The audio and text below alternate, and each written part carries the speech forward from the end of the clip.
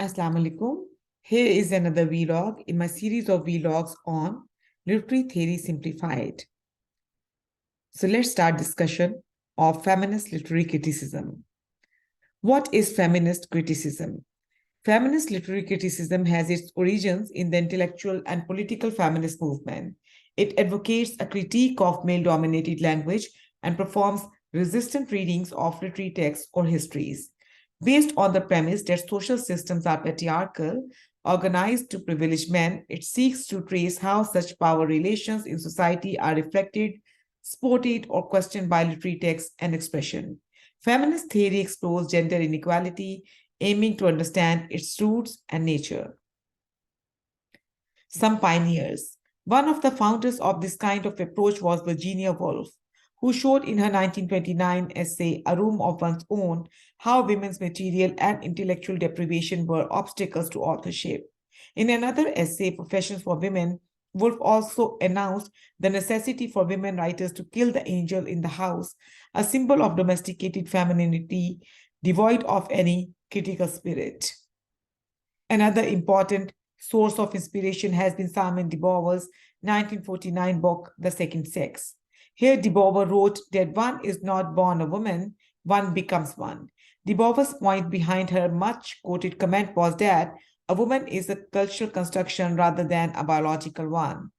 These texts provide ammunition for the women's liberation movement of the 1960s and 1970s and are useful starting points for discussions of short stories that take women and the feminine as central concerns.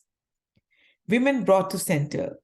One of the terms used by Ellen Showalter in a literature of their own is gynocriticism, a term intended to indicate her concern with the history of women as authors.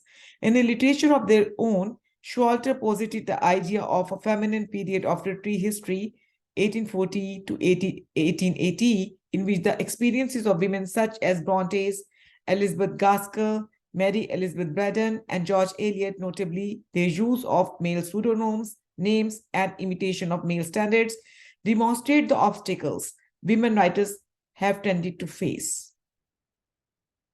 Resistance against patriarchy. Further landmarks in the field of feminist research were provided by Sandra Gilbert and Susan Gruber's The Mad Woman in the Attic, The Woman Writer and the 19th Century Imagination, and the Norton Anthology of Literature by Women. The Mad Woman, runner-up for a Pulitzer Prize in 1980, attributed an anxiety of authorship to writers such as Jane Austen, the Brontes, and George Eliot. It also posited the widespread imagery of guilt or rage in texts by 19th century women writers as part of a specifically female aesthetic. Focus on language. French feminists like Julia Kristeva, Helen Zeus, and Luce Irigaray shifted the focus onto language. Its proponents drew on Freudian models of infant development that the French psychoanalyst Jacques Lacan had connected with processes of language acquisition and the construction of sexual difference. Language then reflects a binary logic that works through oppositions such as male, female, nature, culture, etc.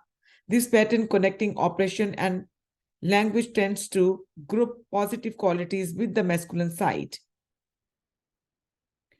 Woman, it is argued, is therefore alienated from linguistic structures and is liable to turn to a different discourse.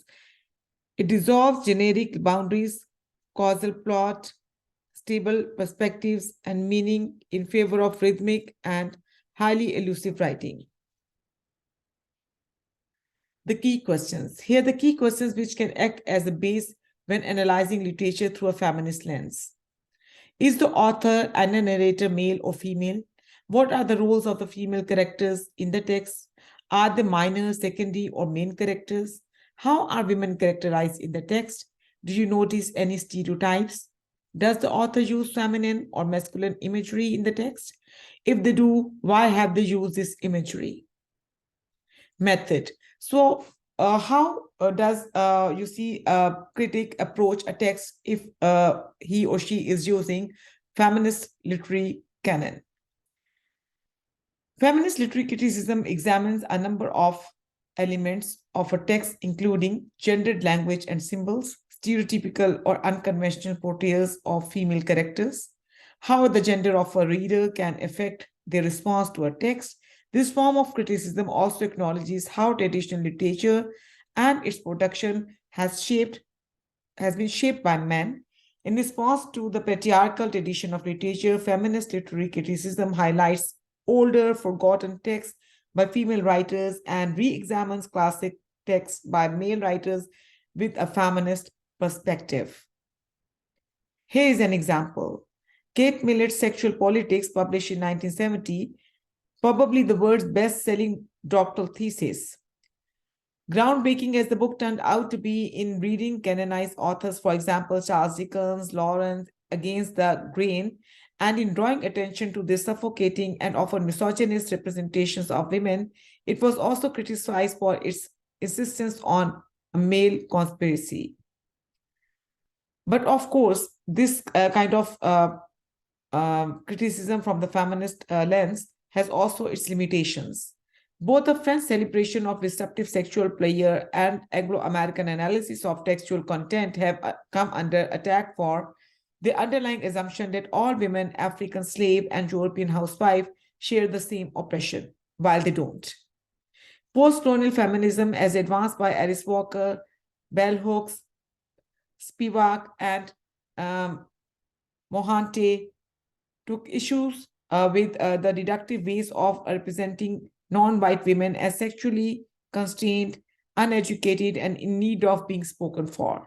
They also objected to feminism's insistence that women needed to reinforce their homogeneity as a sex, because they felt that this thinking demonstrated an ignorance of plurality and, in fact, perpetuated the very hierarchies on which patriarchy and Western imperialism had thrived. To conclude, feminist literary criticism explores the social relationships and roles of men and women. This form of literary criticism draws on the ideas of feminist theory to critique literature, considering how literature portrays and is influenced by patriarchal narratives. It is most effective when you are considering issues of gender and gendered oppression. You may consider these issues in regard to the gender of the author, the presentation of characters based on their gender, or both. I hope that you enjoyed this brief presentation on feminist literary criticism. I'm looking forward to your feedback and comments. God bless you all.